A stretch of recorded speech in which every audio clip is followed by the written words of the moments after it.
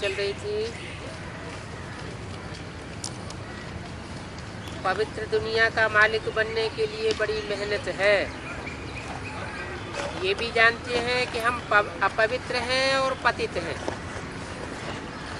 बाप आए हैं हमको पावन बनाने।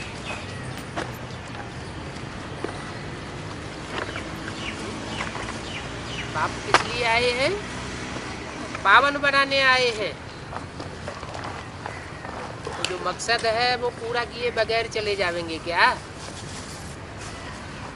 आए हैं, मकसद भी बताते हैं कि पावन बनाने के लिए आए हैं।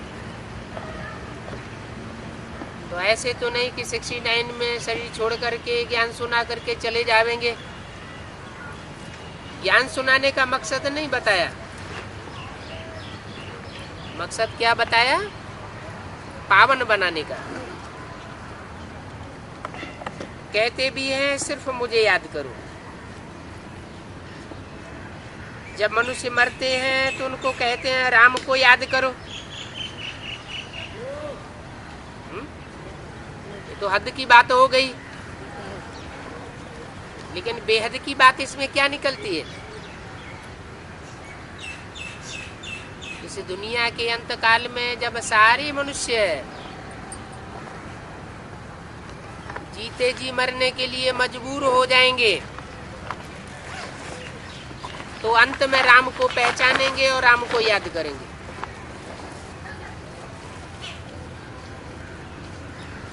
लेकिन दुनिया वाले तो राम को जानते नहीं है। क्यों कहते हैं अंत समय राम को याद करो? क्योंकि इस दुनिया का जब अंत होता है तो सारी दुनिया में उस राम बाप की प्रत्यक्षता हो जाती है और सारे ही मिल करके एक बाप को याद करते हैं। बल किसका भी नाम देते हैं, फलाने को याद करो, परंतु उनको कोई फायदा नहीं है। कुछ भी पहचान नहीं है। अभी तुम बाप के सन्मुख बैठे हो, सन्मुख बैठे हो तो तुम्हें पूरी पहचान है। 27 जुलाई सन 65 की वाणी का दूसरा पेज। तुम आते ही हो शिव बाबा के पास। वो तो निराकार है और क्रिएटर है। क्रिएटर और क्रिएशन, ये संबंध साकार में होता है या निराकार में होता है?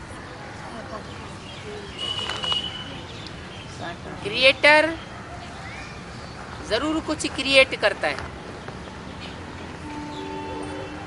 और क्रिएशन कहा ही जाता है रचना को। जो रची जाती है वो रचना कही जाती है। तो अगर निराकार का ये अर्थ लगा दिया जाए तो वो ज्योति बिंदु है। तो ज्योति बिंदु आत्मा सारी अनादि और अविनाशी है। आत्माएं कभी रची नहीं जाती। और जो ज्योति बिंदु आत्माओं का बाप है वो भी रचा नहीं जाता, वो भी अनादि है। तो जब दोनों ही अनादि हैं तो रचने का सवाल ही नहीं और रचना रचयिता का भी सवाल नहीं। इससे सिद्ध होता है कि वो निराकारी ज्योति बिंदु कोई साकार में आकर के निराकारी स्टेज धारण करता है और क्रिएशन करता है। नहीं तो क्रिएशन कैसे करेंगे? प्रजापिता को भी क्रिएटर कहते हैं। क्यों? भी शब्द यहाँ क्यों लगाया? क्योंकि वो निराकार ही प्रजापिता में आकर के क्रिएटर बनता है। ब्रह्मा द्वारा मनुष्य सृष्टि पैदा होती है। द्वारा माना मीडिया। ब्रह्मा मीडिया बनता है मनुष्य सृष्टि पैदा करने की। लेकिन पैदा करने वाला कौन? ब्रह्मा या प्रजापिता? प्रजापिता को क्रिएटर कहेंगे। बाप ही क्रिएटर होता है, इसलिए प्रजापिता अर्थात मनुष्य का पिता कहा जाता है। तुम ब्राह्मण बने हो, तुम्हारी आत्मा अब अच्छी रीति जानती है। ब्रह्मा द्वारा हम जानते हैं, ब्रह्मा द्वारा बाप के बने हैं, शिव बाबा के पोत्रे और प्रजापिता ब्रह्मा के बच्चे हैं। ये भी जानते हो, जितना शिव बाबा को याद करेंगे उतना विकर्म विनाश हो। तुम चाहते हो हमारे विकर्म विनाश हो जाएं और विजय माला में नजदीक पिरोए जाएं।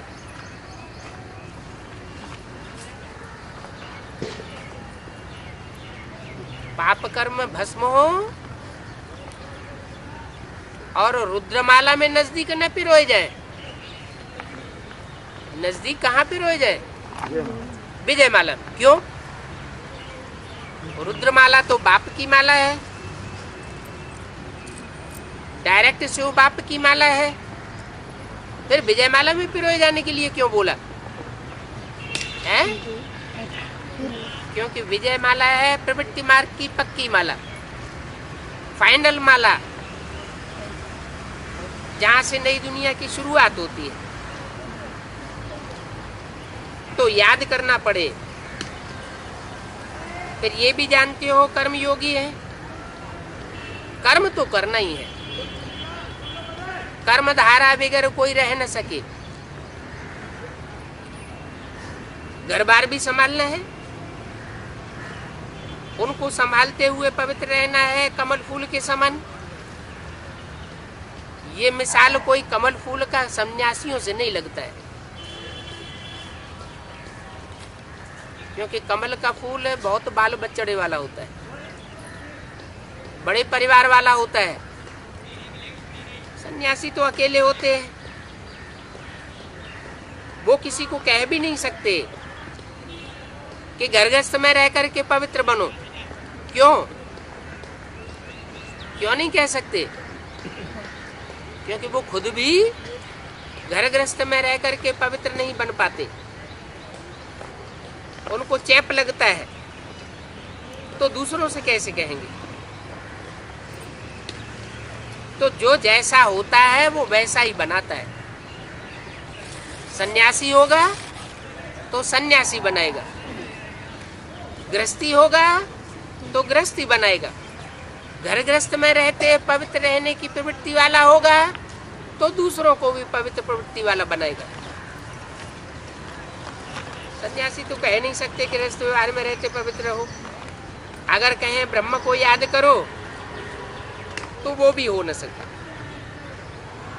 कहेंगे तुमने तो घर बार छोड़ा है, हम कैसे छोड़ेंगे? तुम ही घर गृहस्थ में नहीं रह सकते हो तो दूसरों को कैसे कह सकते हो? तो वो सन्यासी राजयोग की शिक्षा दे नहीं सकते।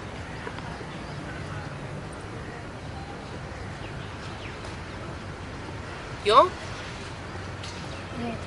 क्योंकि उस राजयोग में ऐसा राज भरा हुआ है कि जो गृहस्थी है वो ही गृहस्थियों को राजयोग सिखा सकता है। ये किसकी तरफ इशारा किया है? उन तथाकथित ब्रह्मा कुमार कुमारियों की तरफ इशारा किया, जो घरगृहस्थ छोड़ करके सन्यासी बनकर रहे पड़े हैं। उनको पता ही नहीं कि साथ में रह करके कैसे विकारों पर विजय पाई जाती है। तो अभी बाप कहते हैं कि सन्यासी राजयोग की शिक्षा नहीं दे सकते। अभी तुम सन्यासियों अथवा सभी धर्मों के राज को समझ गए हो। हर एक धर्म को अपने अपने समय पर आना है। देवी देवता धर्म भी अपने समय पर आने वाला है। कलयुग से फिर सतयुग होना है। सतयुग के लिए चाहिए आदि सनातन देवी देवता धर्म।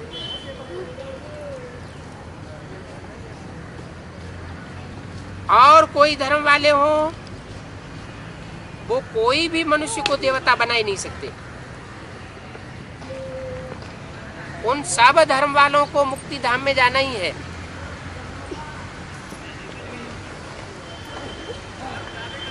स्वर्ग और नरक इकट्ठा तो रह नहीं सकते। हम जीवन मुक्ति का वर्षा पावेंगे तो जीवन बंध वाले रहने ही नहीं चाहिए। माना सनातन धर्म के अलावा और जो भी धर्म वाले हैं वो सब जीवन बंध में लाने वाले हैं। बंधन दुख को कहा जाता है, दुख का बंधन बांधने वाले हैं, क्योंकि वो सब धर्मों की स्थापना मनुष्य गुरुओं के द्वारा होती है। तुम जानते हो इस समय संगम है और तुम कल्प के संगम पर हो। तुम ही बाप से मिलते हो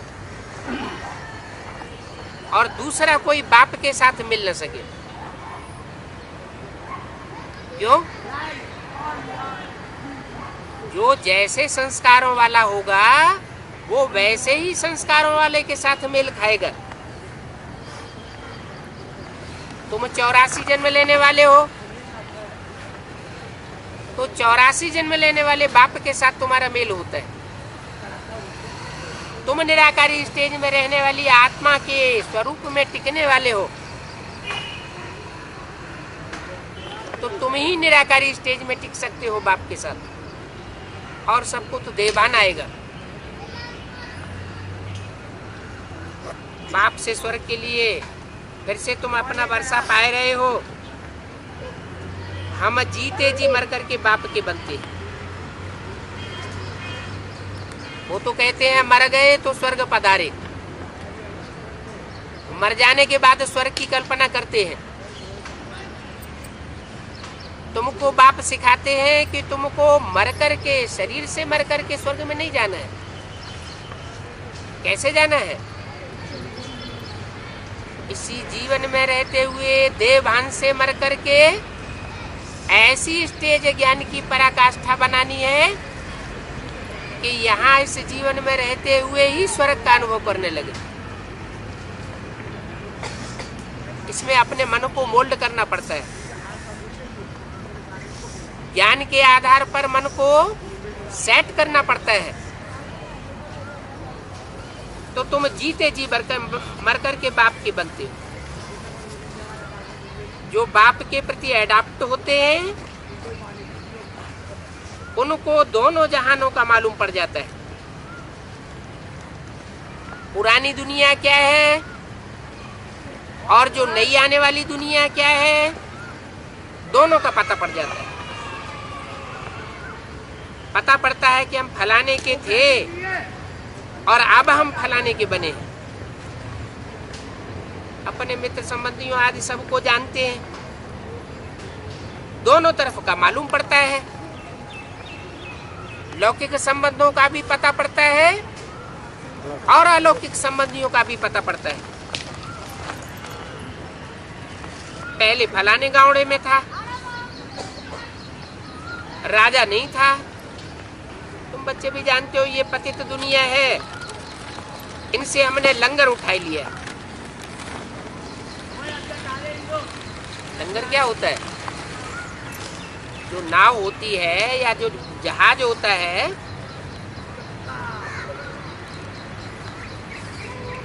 उसका जो भारी हिस्सा है जब नाव को ठहराया जाता है तो नीचे डाल दिया जाता है, तो नाव वहीं ठहर जाती है। तो ये हमारा बुद्धि का लंगर है, ये शरीर रूपी नवैया है। ये शरीर रूपी नवैया को थामने के लिए हमारा बुद्धि रूपी लंगर एक जगह सेट हो जाता है। अभी तो इस दुनिया से हमने अपना लंगर उठा लिया है। अभी हम जा रहे हैं पावन दुनिया में, तो शांति धाम सुख धाम को याद कर रहे हैं। तुम जानते हो दुनिया को छोड़ना है, इस दुनिया से हमारा अब कोई ताल्लुक नहीं। बाप आत्माओं से बात करते हैं, देह अभिमानियों से बात भी नहीं करते। आत्माओं से कैसे बात होगी? क्योंकि बाप है आत्मिक स्थिति वाला, उसको सदाशिव कहा जाता है, तो उसका मेल भी जो आत्मिक स्थिति की प्रैक्टिस करते हैं उन बच्चों के साथ बनता है। देह अभिमानियों के साथ बाप का कोई मेल नहीं बैठता। तो भगवान अपने बच्चों यानी परमपिता परमात्मा शालिग्राम बच्चों से बात करते हैं। शालिग्राम नाम क्यों दिया? शाली कहते हैं जो धान्य होता है उसका छिलका उतार दिया जाता है, तो चावल को कहते हैं शाली। जब टीका लगाते हैं, मस्तक में टीका लगाते हैं, तो धान्य को नहीं चिपकाते, जो धान का छिलका उतरा हुआ है उसको मस्तक में लगाते हैं। उसका कारण क्या है? कारण है कि आत्मा अपने स्वरूप में टिकती है तो देह भान को भूल जाती है। मस्तक में, भ्रकुटी में जो आत्मा टिकी हुई है, जिस स्टार की रोशनी इन आंखों से निकल रही है, वो आत्मा जब देह भान से रहित हो जाती है, ये देह भान का छिलका है, इस छिलके के कारण ही काम क्रोध लोभ मोह अहंकार ये 5 विकार पैदा होते हैं। अगर सभी मनुष्य ये समझ जाएं, हम ये शरीर नहीं है, ये शरीर तो मिट्टी का पुतला है, हम तो आत्मा है, तो आत्मिक स्थिति में रहने वाला कभी किसी से घृणा नहीं करेगा। आत्मा आत्मा भाई भाई की स्टेज में आ जाएंगे। तो बोला बाप इसलिए आत्माओं से बात करते हैं, शालिग्राम बच्चों से बात कहते हैं। ग्राम कहते हैं समूह, शाली माना चावल, माना चावल जैसी जो छिलके से रहित आत्माएं हैं, उनका जो समूह जहां इकट्ठा होता है, मैं उन बच्चों से बात करता हूं। माना जहां जहां आत्मिक स्थिति वाले बच्चे होंगे वहां उनकी यूनिटी बनेगी। यूनिटी सदैव प्योरिटी से बनती है। प्योरिटी होगी तो संगठन बनेगा, प्योरिटी नहीं होगी तो संगठन बिखरता रहेगा। चाहे वो गीता पाठशाला हो, चाहे वो सेंटर हो, और चाहे वो कोई मिनी मधुबन हो या मधुबन हो, जहां जहां देह अभिमान बढ़ता जाएगा, इम्प्योरिटी जरूर बढ़ेगी। इम्प्योरिटी बढ़ेगी तो आत्मिक स्थिति जरूर घटेगी। तो ऐसी स्टेज वालों को शालिग्राम नहीं कहा जा सकता। ग्राम माना समूह, शाली माना चावल की तरह निर्वस्त्र आत्माएं, देवभान से रहित आत्माएं। तो मूल ज्ञान है आत्मिक स्थिति में टिकने का। ये सन्मुख का अनुभव तुमको होता है, और कोई बाप के सन्मुख होने का अनुभव वो कर नहीं सकता। कहते हैं भक्तों के लिए भगवान को आना है, परंतु जानते तो नहीं है,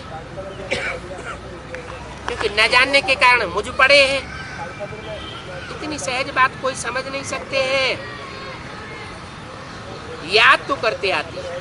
अब तुम जानते हो हम आत्मा शरीर से पार्ट बजाती है और हम परम धाम से आते हैं, वहां परम पिता भी रहते हैं। कहा? जिसका नाम परम धाम है, धाम माना घर, और परम माना बड़े ते बड़ा घर। बड़े ते बड़ा घर होगा तो बड़े घर का बाप भी कैसा होगा? बड़े ते बड़ा होगा। तो जो भी मनुष्य आत्माएं हैं, उन मनुष्य आत्माओं में मनुष्य आत्माओं का पिता तो प्रजापिता आदम या एडम कहा जाता है। वो तो सब मनुष्यों का पिता कहा जाता है, लेकिन उस पिता का भी पिता जो है वो परम पिता परमात्मा शिव कहा जाता है, जो जन्म मरण के चक्र से न्यारा होता है। वो जन्म मरण के चक्र में नहीं आता है, क्योंकि वो भी अगर जन्म मरण के चक्र में आ जाए तो हम जन्म मरण के चक्र में आने वाली आत्माओं को छुड़ाने वाला कोई नहीं हो सकता। तो वो आते हैं परम धाम से। परम धाम का मतलब यह है बड़े से बड़ा धाम, जहाँ शांति ही शांति लगी पड़ी है। वहाँ हम आत्माएं भी रहती हैं तो परमपिता परमात्मा भी रहते हैं, और उनको सब याद करते हैं। ऐसी कोई भी मनुष्य आत्मा नहीं है जो उसको याद न करती, परंतु न आत्मा न परमात्मा को यथार्थ रीति कोई जानते हैं। कैसे भगवान आकर मिलेगा, क्या आकर करेगा, ये भी नहीं जानते। और गीता में तो सारा ही रंग लिखा दिया है,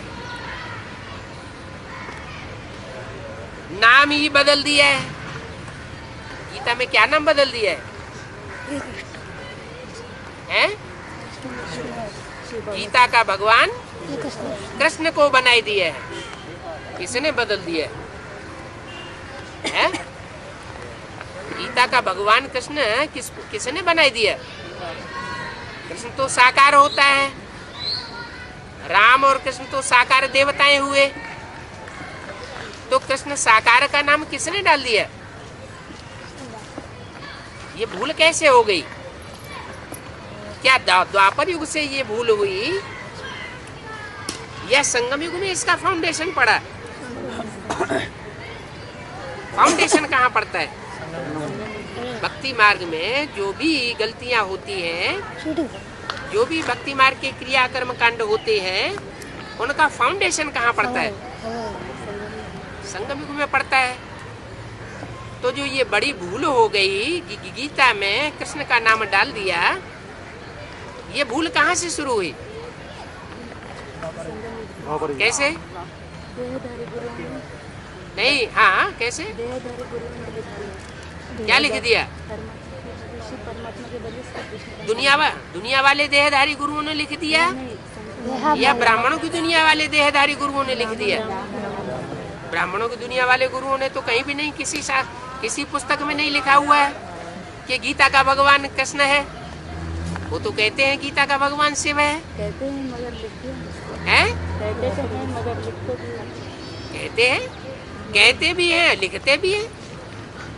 वो तो कहते भी हैं कि गीता का भगवान कृष्ण नहीं है, गीता का भगवान शिव है, और लिखते भी हैं, चित्र भी छपाते हैं कि गीता का भगवान शिव निराकार है, ज्योति बिंदु है, गीता का भगवान कृष्ण नहीं है। फिर समझते नहीं। कैसे? वो नहीं समझते। क्या चीज नहीं समझते? गीता का भगवान कौन है? नहीं, वो समझाना पड़े ना। कैसे नहीं समझते? वो तो साकार को ही मानते हैं। हाँ, वो कृष्ण का जो साकार रूप है दादा लेखराज ब्रह्मा, वो दादा लेखराज ब्रह्मा को ही कृष्ण का भगवान का साकार रूप मानते हैं। भगवान का साकार रूप अगर उनसे पूछा जाए कि गीता का भगवान साकार में कौन है, तो कहेंगे दादा लेखराज ब्रह्मा। और दादा लेखराज ब्रह्मा को कृष्ण की सोल कहते हैं। तो कृष्ण की सोल कहने के कारण वो कृष्ण की सोल ही तो साकार भगवान हो गया गीता का। तो गलती तो खुद ही कर रहे हैं। वास्तविकता ये है कि कृष्ण की सोल जो है वो शिव के समान नहीं बनती, वो इतना याद में तल्लीन नहीं होती जो शिव समान बन जाए। वो तो राम की सोल है। जब सृष्टि का अंत होता है तो राम की सोल इतनी गहरी याद में टिकती है कि वो शंकर के समान, शिव और शंकर को मिलाकर के भक्ति मार्ग में एक कर दिया जाता है। कभी कहीं सुना कि शिव और ब्रह्मा को मिला के एक कर दिया, शिव और विष्णु को मिलाकर एक कर दिया? क्यों? क्योंकि जो काम प्रैक्टिकल में संभव होता ही नहीं तो उसका गायन कैसे होगा। वास्तव में शंकर ने ऐसी तीखी याद की कि वो तीखी याद में बैठ करके परमात्मा शिव के समान स्टेज को प्राप्त कर लिया। इसलिए शिव शंकर को मिला के एक कर देते हैं, तो वही शिव शंकर भोलेनाथ गीता का भगवान साबित होते हैं। लेकिन गीता में नाम डाल दिया कृष्ण का, तो ये भूल हो जाती है।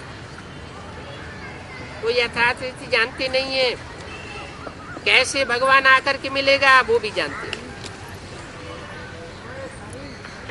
गीता में नाम बदल दिया है, बाप पूछते हैं तुम मुझे जानते हो ना। कृष्ण थोड़ा ही कहेंगे कि तुम मुझे जानते हो, उनको तो सारी दुनिया जानती है। ये कृष्ण कोई ज्ञान दे नहीं सकता, तो जरूर समझाना चाहिए भगवान रूप बदलता है। भगवान रूप जरूर बदलता है, लेकिन कृष्ण नहीं बनता है। कोई मनुष्य तन में आते हैं, लेकिन कृष्ण के तन में नहीं आते। ये तो ब्रह्मा है तो वही कृष्ण की आत्मा ना। ये कृष्ण के 84वें जन्म की आत्मा है, जो फिर आदि में कृष्ण बनती है। ब्रह्मा है 84वां जन्म और कृष्ण है पहला जन्म। तो बात देखो कितनी गुप्त है। अंतिम जन्म में कृष्ण पद पाने के लिए पुरुषार्थ कर रहे हैं। थोड़ी सी बात में मुझ पड़ते हैं, समझते कुछ भी नहीं। तो इस बात में भी बड़ी तिकड़मबाजी है। तुम समझते हो हम कृष्ण के घराने में थे, हमने भी 84 जन्म लिए हैं। अब हम राजभाग ले रहे हैं परमपिता परमात्मा शिव से। कृष्ण को अपनी बुद्धि में नहीं बैठाना है। जिन ब्रह्मा कुमार कुमारियों ने कृष्ण को अपनी बुद्धि में बैठा लिया, तो उनका पद नीचा हो जाता है। बुद्धि में किसको बैठाना है?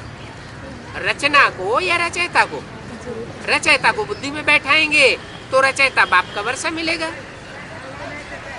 अगर रचना को बुद्धि में बैठाएंगे तो स्टेज नीची हो जाएगी। 27 जुलाई सन 65 की वाणी का 3रा पेज। कह देते हैं भगवान कृष्ण आज। अब ये तो गीता में सिद्ध नहीं होता। गीता में दिखाया 5 पांडव जाकर बचते हैं और कल्प को लाखों वर्ष दे दिया है। इतनी सहज बात भी मनुष्य को जानते नहीं है। बाप कितना इशारे से समझाते हैं। तुम जानते हो हम सूर्यवंशी घराने के थे, अब शूद्र वंश से ब्राह्मण वंश में आए हैं। पहले हम थे सतयुग में सूर्यवंशी, अब नीचे उतरते उतरते संघ के रंग में आते आते हम शूद्र बन गए। अभी हम फिर ब्रह्मा द्वारा ब्राह्मण बने। तो वर्णों का भी मुख्य चित्र रखना पड़ता है। तो देखो वर्षा को भी आधा कर दिया है। चोटी ब्राह्मण और शिव बाबा को भूल गए हैं। क्यों भूल गए? जो ब्राह्मण चोटी हैं उनको क्यों निकाल दिया? जो विराट रूप का चित्र बनाते हैं उसमें ब्राह्मण नहीं दिखाते और शिव बाबा को भी नहीं दिखाते। क्यों नहीं दिखाते हैं? क्योंकि ब्राह्मण जो है उनको देवता तब कहा जाता है जब वो संपूर्ण बनते हैं, और संपूर्ण बनते हैं तो देवता कहे जाते हैं जिनकी पूजा होती है।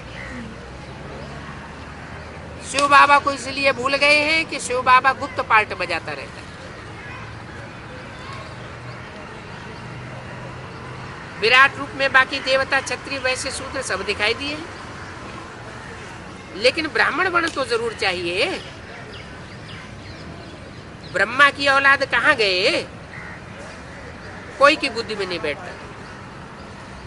तुमको बाप अब अच्छी रीति समझाते हैं, बुद्धि में अच्छी रीति धारणा करनी है। जब बाबा की बुद्धि में है तो तुम्हारी बुद्धि में भी रहना चाहिए। मैं तुम आत्माओं को आप समान बनाता हूं, माना? आप समान बनाता हूं का क्या मतलब? जैसे मैं निराकारी निर्विकारी निरहंकारी हूं, वैसे जो तुम बच्चे मेरे अजीज बच्चे हो, वो निराकारी निर्विकारी निरहंकारी स्टेज में अगर जाते हो तो मेरे बच्चे। तब कहा जाता है कि मैं आप समान बनाता हूं। जो षष्ठ चक्र की नॉलेज मेरे में है वो तेरी बुद्धि में भी है, माना? यहाँ तेरी शब्द क्यों लगाया? तेरी कहा जाता है एक के लिए, माना 100% जो नॉलेज शिव के अंदर है वो 100% नॉलेज कोई एक बच्चे के अंदर आती है। क्योंकि गॉड इज वन कहा जाता है, गॉड का बच्चा भी वन कहा जाता है। कहते भी हैं देव देव महादेव। तो बाप के जो पहलोटी के 3 बच्चे हैं, ब्रह्मा विष्णु शंकर, उन 3 बच्चों में जो बड़ा बच्चा है वो 100% बाप समान नॉलेज को धारण करता है। इसलिए बोला कि षष्ठ चक्र की जो भी नॉलेज मेरे अंदर है वो तेरी बुद्धि में होती है। लेकिन बुद्धिमान चाहिए। बुद्धिमान कब बनते हैं? बुद्धि का विकास कैसे होता है? कलयुग में अंत में आकर के तो बुद्धि क्षीण हो जाती है, सभी कोई पत्थर बुद्धि बन जाते हैं। तो बुद्धि जो पत्थर बुद्धि बन चुकी है वो हीरे समान कैसे बने?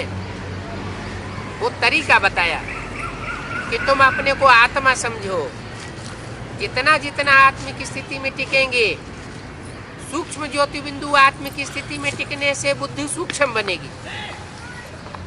जैसे शिव ज्योति बिंदु अति सूक्ष्म है तो हमारी आत्मा भी अति सूक्ष्म बनेगी।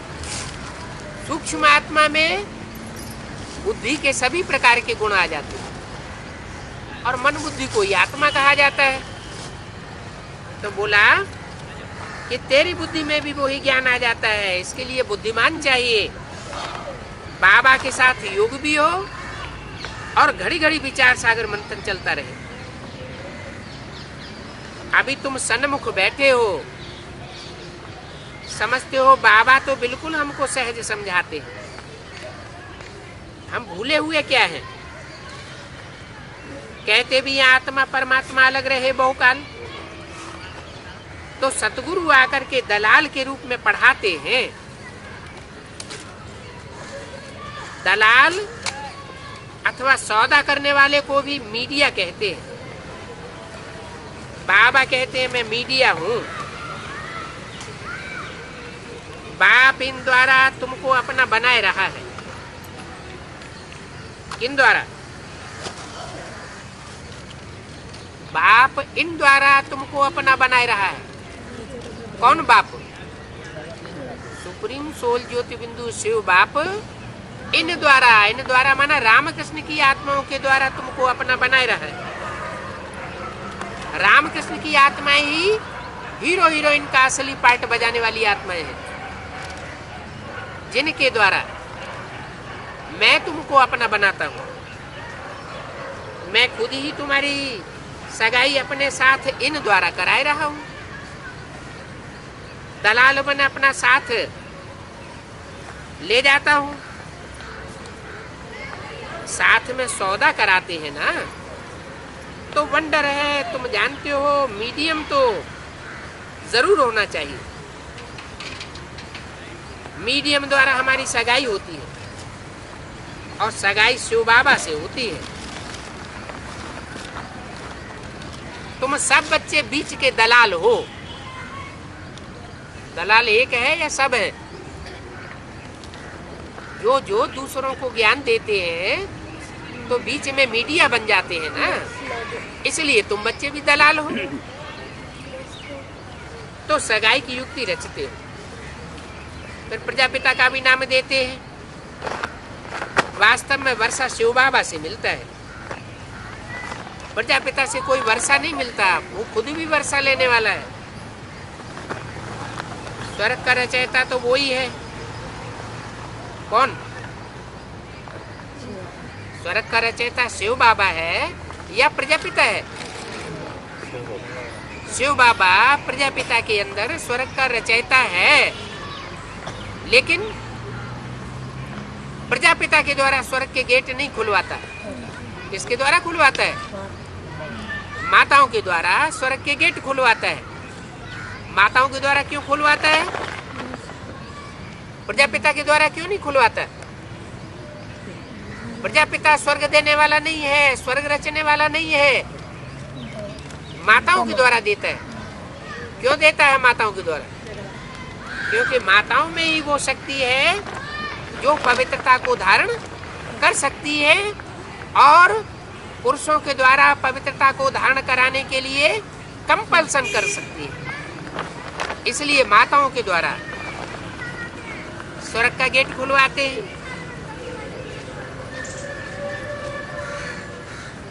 तो तुम्हारा धंधा है जीव की आत्माओं की परमात्मा के साथ सगाई कराओ। सगाई की थी और वर्षा पाया था, अभी फिर से पाते हो। जानते हो हमारा कल्प कल्प संगम युग का यही धंधा है। और कोई आत्माओं को परमात्मा से सगाई नहीं कराते। और कोई में किसकी तरफ इशारा किया? जो भी धर्म पिताएं हैं, इब्राहिम, बुद्ध, क्राइस्ट आदि, वो कोई परमात्मा के साथ संबंध नहीं जुड़वाते हैं, वो अपने में लटकाए लेते हैं। और तुम्हारा धंधा है, तुम्हारा धंधा क्या है? तुम परमात्मा के साथ दूसरों की सगाई करवाते हो, माना तुम अपने साथ संबंध नहीं जुड़वाते हो, तुम आत्माओं का संबंध परमात्मा बाप के साथ जुड़वाते हो। तो सगाई भी इनसे कराते हो जो विश्व का मालिक बनाते हैं। ये सगाई सबसे बड़ी ऊंची चीज है। आत्मा को ये पक्का निश्चय हुआ है हमको बाप से स्वर्ग का वर्षा लेना है। ये ऊंचे ऊंचे रूहानी सगाई है। हमारा धंधा ही है जीव को, आत्माओं को परिचय देना, आत्माओं की रूहानी सगाई करावे। रूहानी सगाई कराना कल्प कल्प पाप सिखाते हैं। ये किसकी भी बुद्धि में नहीं है कि हमारी रूहानी सगाई है, जिस्मानी सगाई नहीं है।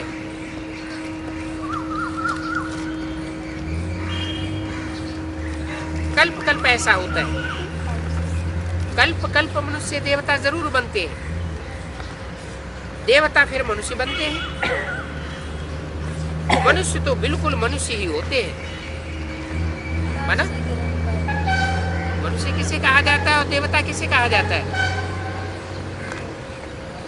मनुष्य से देवता बनते हैं। मनुष्य और देवता में अंतर क्या है? मनुष्य मनन चिंतन मंथन करता है, अच्छे बुरे का मनन चिंतन करना पड़ता है। और देवताएं तो अच्छे ही अच्छे होते हैं, उनमें कंट्रास्ट होने की बात है ही नहीं। वो तो सदैव दूसरों को देने की बात सोचते हैं, लेने की कोई से बात नहीं सोचते। तो देवता में और मनुष्य में ये खास अंतर है। देवताएं होते हैं निर्विकारी और मनुष्य होता है विकारी। मनुष्य भूलों का पुतला है और देवताओं से कोई भूल होती नहीं। क्यों नहीं होती है? क्योंकि उनकी आत्मिक स्थिति पक्की हो जाती है। तो क्यों लिखा हुआ है मनुष्य से देवता? क्योंकि ये आकर के देवी देवता धर्म स्थापन करते हैं। तुम जानते हो सगाई से मनुष्य से देवता बनते हैं। बरोबर क्राइस्ट से 3000 वर्ष पहले भारत हेवन था। कहते हुए भी बुद्धि में नहीं आता है। क्रिश्चियन लोग इस बात को कहते भी हैं कि क्राइस्ट से 3000 वर्ष पहले स्वर्ग था, फिर भी उनकी बुद्धि में बैठता नहीं।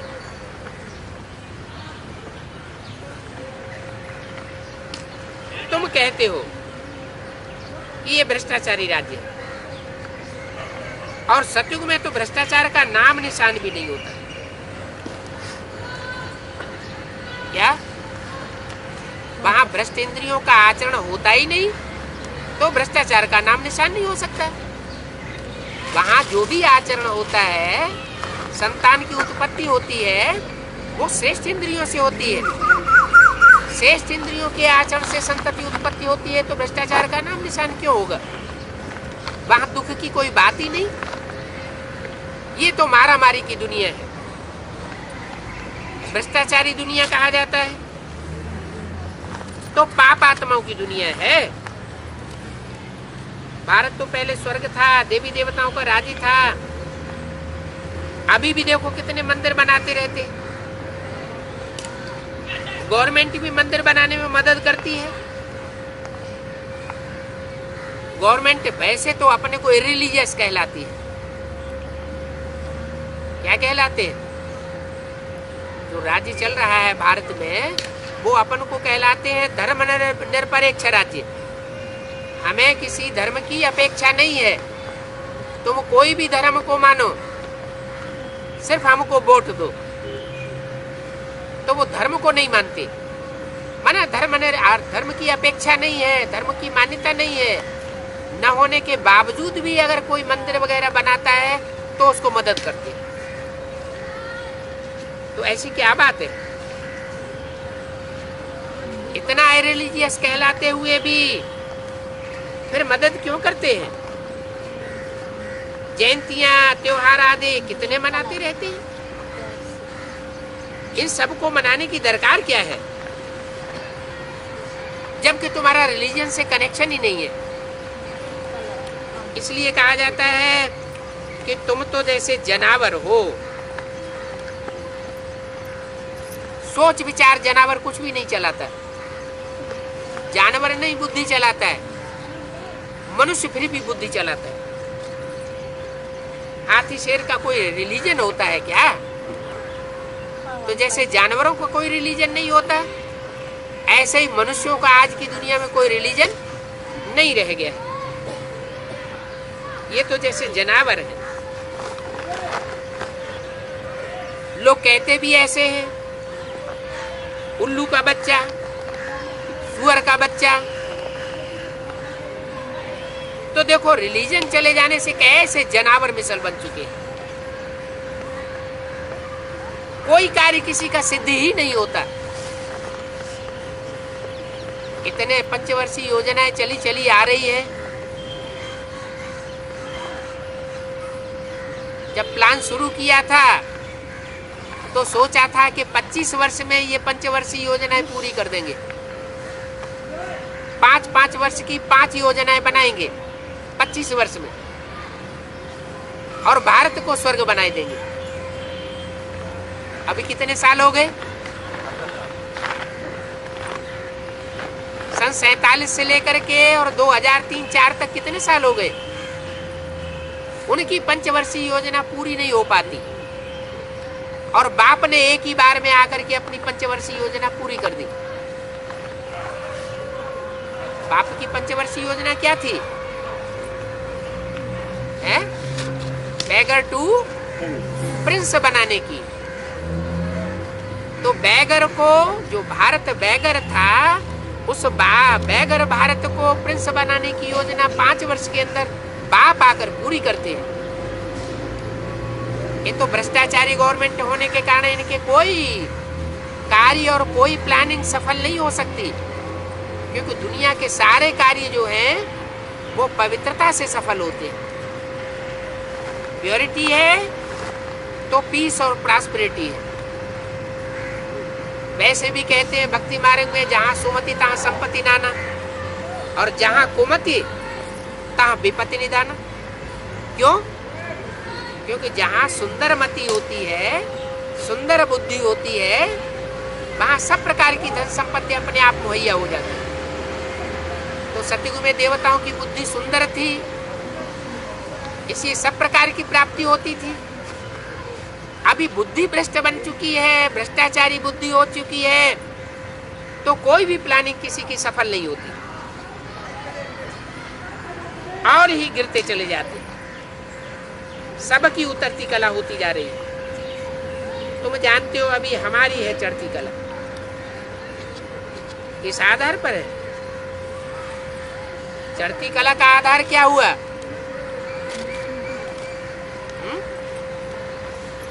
चढ़ती कला का आधार है आत्मिक स्थिति, और उतरती कला का आधार है देहभान। भ्रष्ट इंद्रियों का चिंतन देहभान में लाता है, और श्रेष्ठ इंद्रियों का चिंतन आत्माभिमानी बनाता है। तो अब तुम इस सारे चक्कर को जान गए हो। चढ़ती कला सेकंड में हो जाती है, और उतरती कला में तुम्हें 84 जन्म लगते हैं। पहले जन्म से दूसरा लिया, कला कम हो गई, बाकी अभी तो कोई कला नहीं रह गई। अब फिर से तुम्हारी चढ़ती कला होती है। तुम्हारी चढ़ती कला से सबका भला हो जाता है। क्या तुम्हारी माने किसकी? जब तुम्हारी कहते हैं तो कौन सी विशेष आत्माओं से बाबा का इशारा है? सम्मुख रहने वाले। हाँ, जो सन्मुख रहने वाले बच्चे हैं, जो बाबा के सन्मुख बैठते हैं, सन्मुख बैठ करके मुरली सुनते हैं, उन बच्चों की तरफ इशारा होता है कि तुम्हारी चढ़ती कला से सारी सृष्टि की, सब धर्म की आत्माओं की चढ़ती कला हो जाती है। जब तुम्हारी उतरती कला होती है तो सब नीचे गिर जाते हैं। अभी भी शूटिंग पीरियड चल रहा है। अभी भी अगर तुम्हारी उतरती कला होती है तो तुम्हारे पीछे पीछे एक एक दुनिया लगी हुई है। जैसे कहते हैं एक एक सितारे में दुनिया है, तो ये आत्मा रूपी चैतन्य सितारे हैं, जिन सितारों के अंदर एक एक दुनिया छपी हुई पड़ी है। अगर एक की स्थिति गिरती है तो समझो एक दुनिया की स्थिति गिर गई। अभी इतनी जिम्मेवारी तुम बच्चों के ऊपर है। तुम्हारी चढ़ती कला तो सारी दुनिया का भला। हर एक की तुम्हारी अपनी अपनी एक एक दुनिया है।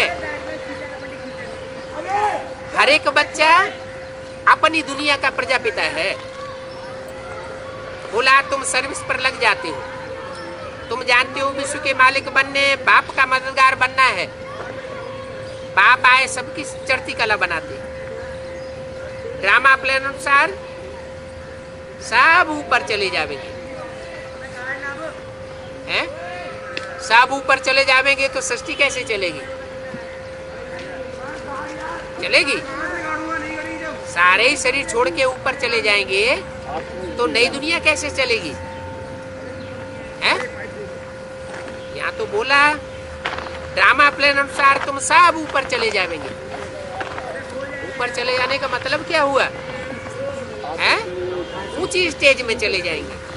माने जो देहबान की नीची स्टेज है, जो मिट्टी को याद करने की स्टेज है, वो हमारी सबकी खलास हो जाएगी। तुम सब प्रकार के दुखों से छूट जाओगे। तमो प्रधान से सतो प्रधान सबको कर देंगे तो सर्व का भला हुआ ना। तो तुम ही सबसे ऊपर चले जाते हो।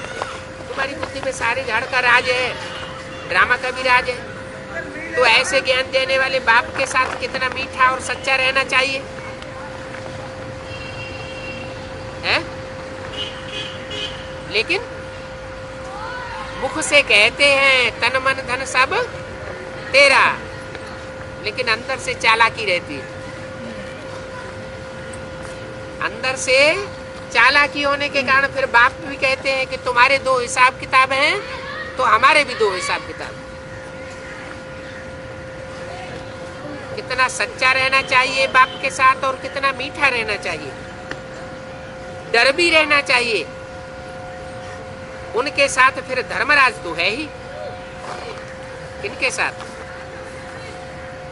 उनके साथ। उनके क्यों कहा?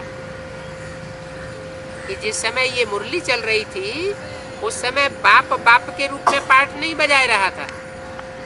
वो तो माँ का पाठ था ब्रह्मा के द्वारा। भविष्य के लिए इशारा किया कि जिस तन में पाठ बजाऊंगा वो बाप का पाठ होगा, और सो बाप के पाठ के साथ फिर धर्मराज भी होगा। धर्मराज कौन है? है? बाप कौन है और धर्मराज कौन है? हैं? बाप है राम बाप, प्रजापिता, और धर्मराज ब्रह्मा की सोल। क्योंकि धर्म का राजा वही कहा जा सकता है जो धारणाओं का राजा हो। राम और कृष्ण की सोल, इन दोनों आत्माओं के बीच में ज्यादा धारणाएं किसमें रहती है? अंत तक है। धारणाओं के आधार पर कौन खड़ा रहता है? सीढ़ी के चित्र में कौन खड़ा हुआ है और कौन पड़ा हुआ है? ब्रह्मा खड़ा हुआ है और राम पड़ा हुआ है कांटों की सैया पर। तो इससे साबित हुआ कि जो धारणाओं में अंत तक खड़ा रहता है वो हुआ धर्म का राजा, धारणाओं का राजा माना धर्मराज। तो बोला धर्मराज भी उनके साथ है। किनके साथ है? बाप के साथ। भक्ति मार्ग में भी धर्मराज है, बुरे कर्मों का दंड देते हैं। तो हिसाब किताब तो सबका है ना। ड्रामा में ये सब नूद है। अभी तुम सन्मुख हो, बाप के साथ कितना सच्चा रहना चाहिए। सच्चे रहेंगे तब तो सच्चखंड के मालिक बनेंगे। इसमें सच्चाई जरूर चाहिए। बाप से कोई भी बात छिपाना नहीं चाहिए। अगर कोई भी बात छुपाई तो वर्षे में तराप आ जाएगी। बाप तो साफ बात कह देते हैं, तुमने जन्म जन्मांतर पाप किए हैं। जानते हो माया का बनने के कारण तुम्हारी कलाएं गिरती चली गई।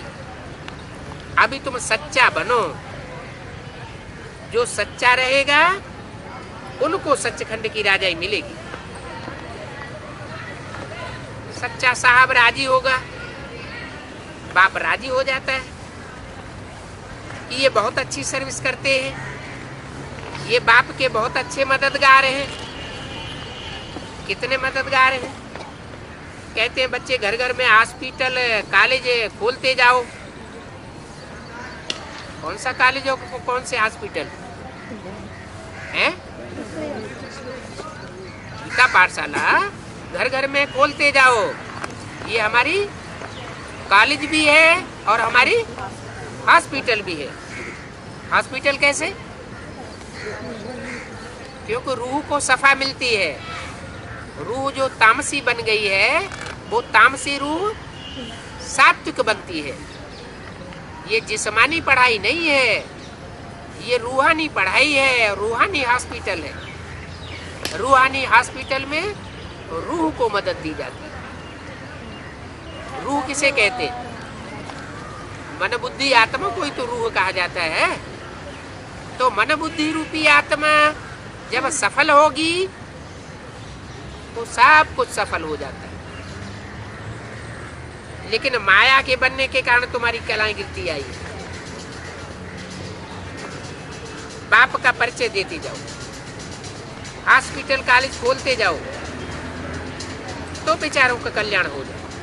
बहुत बच्चे हैं जो अपने घर में क्लास चला रहे, फिर बीके की क्या दरकार है?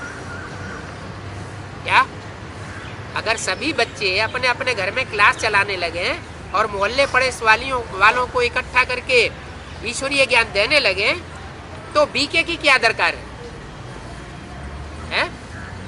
बीके की दरकार है या पीबीके की दरकार है? पीबीके की दरकार है। वो घर घर में रूहानी हॉस्पिटल कम यूनिवर्सिटी खोले, मुरली से तुम पढ़ा सकते हो।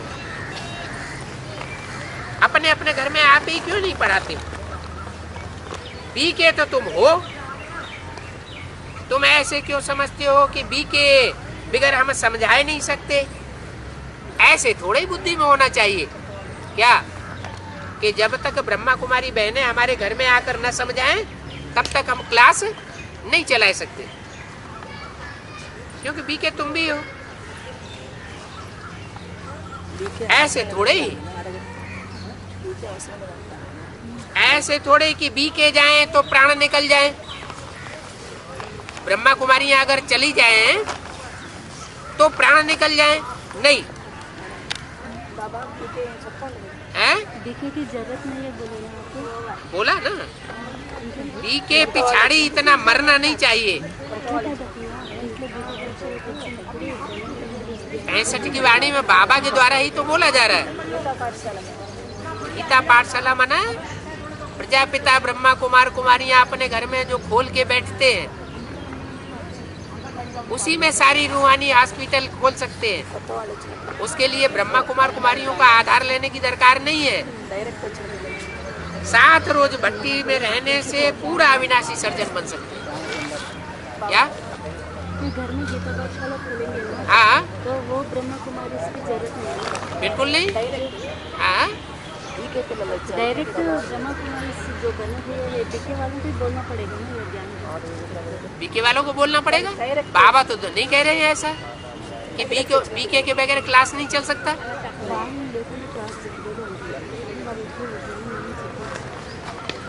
ये कोई जरूरी नहीं कि बीके को बीच में लाए। డైరెక్ట్ గీతా పాఠశాల हाँ जी, వాళ్ళకు టీకే చెప్పచ్చు। पहले उनको बीके का कोर्स बोल के बोले ना जल्दी वो कायर बचे। बीके वाले तो झूठी बात सुनाते हैं, वो नहीं, तो आप मिक्स करके सुनाइए ना। वही बोलते आप सच्ची बात सुनाइए। ऐसे क्यों कहते हैं कि हम बीके का ज्ञान पहले सुनाएंगे फिर पीबीके का सुनाएंगे? जब ఇంకా బీకే క్లాస్ వచ్చి बीके क्लास కలిపి చెప్పాలంటే బ్రహ్మ కుమారి అవసరం లేదు మన గీత పాఠశాలలో। గీతా పాఠశాల బ్రహ్మకుమారి క్లాస్ వద్దు, వాళ్ళు వచ్చి చెప్పాలి అవసరం లేదు। వాళ్ళు చెప్పొద్దు। వీళ్ళ దాంట్లో ఇప్పుడు అంజయ్ అన్నయ్య వాళ్ళంటే గీతా పాఠశాల నడుస్తుంది కదా। ठीक है, बाद में डिस्कस कर लेना। ये वाणी पूरी वाणी में बाबा क्या बोलते हैं, वो बाबा ने तो स्पष्ट बता दिया कि बीके की दरकार नहीं है। ऐसे थोड़े कि बीके जाए तो प्राण निकल जाए। बीके पिछाड़ी इतना नहीं मरना चाहिए। 7 रोज भट्टी में रहने से पूरा अविनाशी सर्जन बन सकते हैं। क्या सिर्फ 7 रोज की भट्टी करें तो पूरा नॉलेज बुद्धि में आ जाती है। बिल्कुल ही सहज है। अच्छा, कोई सेंटर से बीके चली गई तो क्या इतने दिन तुमने जो सुना है वो दूसरे कान से निकल जाता है? जो भी ज्ञान बाबा का सुना वो नष्ट थोड़ा ही हो जाता है। तुम भी सेंटर नहीं चला सकते। बाबा समझते हैं डल बुद्धि है, अपनी आबरू गंवाते हैं। ऐसे बहुत हैं जो बीके से भी तीखे हो जाते हैं। आपस में क्लास चलाए बहुत तीखे हो जाते हैं। छोटे छोटे गांव वाले भी कहते हैं हमको अच्छी अच्छी बीके चाहिए। अरे इतनी बीके आवेंगी कहाँ से? एक सेंटर पर एक टीचर से 12 मास में 10-12 टीचर तैयार हो जानी चाहिए। तो क्यों नहीं तैयार होती है? क्या बुद्धि में बैठता नहीं है? जो अपने घर में सेंटर नहीं खोल सकते। बहुत बीके निकलने चाहिए। देखने में आता है बड़े सयाने बच्चे हैं, अपने अपने घर में सेंटर खोल सकते हैं। बोर्ड लगा देना चाहिए, परिचय देना, समझाना है। बरोबर बाप से स्वर्ग का वर्षा मिलता था, अभी फिर मिल रहा है। ये कोई बड़ी बात तो नहीं है। प्रजापिता और शिव के परिचय का पता पड़ जाता है। मुख्य बात क्या है समझने और समझाने की? इस मनुष्य सृष्टि का पिता कौन है और मनुष्य सृष्टि के पिता के द्वारा आत्माओं का पिता कैसे इस सृष्टि को परिवर्तित करता है, वो ही समझाना है। बीके वो तो ठीक है, लेकिन प्रजापिता होने से जैसे मोहर लग जाती है। क्या ब्रह्मा कुमार कुमारी कहने से मोहर नहीं लगती? मोहर कब लगती है? स्वर्ग में जाने की मोहर तब लगती है जब प्रजापिता शब्द लग जाए। और वो ब्रह्मा कुमार कुमारी क्या कर रहे हैं? उन्होंने प्रजापिता को उड़ा दिया। और बाबा क्या कहते हैं? तुम प्रजापिता शब्द को जरूर लगाओ। प्रजापिता शब्द जब तक नहीं लगाएंगे तब तक बाप का वर्षा मिल नहीं सकेगा। तो प्रजापिता होने से जैसे मोहर लग जाती है, सब जानते हैं ये पिता है, बरोबर है, ये कोई रचना रचते हैं। नाम भी त्रिमूर्ति ब्रह्मा कहते हैं, तो ब्राह्मण तो जरूर चाहिए, फिर विष्णु से देवताएं भी चाहिए, बरोबर ब्राह्मण से देवता बनते हैं। क्या कहा? ब्रह्मा से ब्राह्मण बनते हैं और विष्णु से देवता बनते हैं। जब तक विष्णु नहीं होगा तब तक देवता बन न सके। बाकी शंकर का कोई काम नहीं होता है क्या? शंकर का कोई काम होता है क्या? चित्रों में कोई शंकर को काम करते हुए दिखाते हैं क्या? क्या दिखाते हैं? याद में बैठा है। याद में बैठना कोई काम होता है क्या? वो कोई काम तो नहीं होता है। शंकर का कोई काम नहीं, वो न ब्राह्मण है और न देवता है। क्या?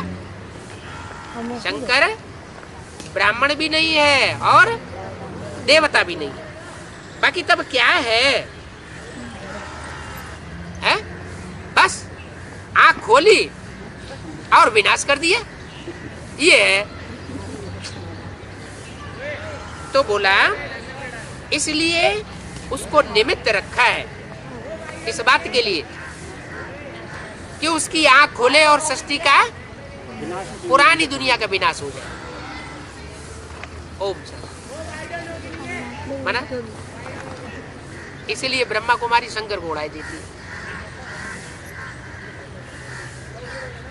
तो उड़ाई देने से काम चलेगा क्या? नहीं, जब तक पुरानी सृष्टि का विनाश नहीं हुआ है तब तक नई सृष्टि प्रत्यक्ष नहीं हो सकती। तो ये भी जरूरी है। क्या? जो काम दूसरों ने नहीं किया, कोई भी धर्म पिताओं ने पुरानी परंपराओं का नाश नहीं किया, पुरानी परंपरा का, पुरानी जातियों का, पुराने रख रखाव का विनाश नहीं किया, तो उनके नए धर्म की स्थापना करने का कोई मतलब नहीं। क्योंकि पुराने में नए को मिक्स कर दिया तो प्राप्ति तो कुछ होने वाली नहीं। तो बाबा आकर के बताते हैं भले शंकर कुछ नहीं करता, लेकिन सबसे बड़ा काम करता है। क्या? कि पुरानी सृष्टि का विनाश होने से नई सृष्टि प्रत्यक्ष हो जाती है।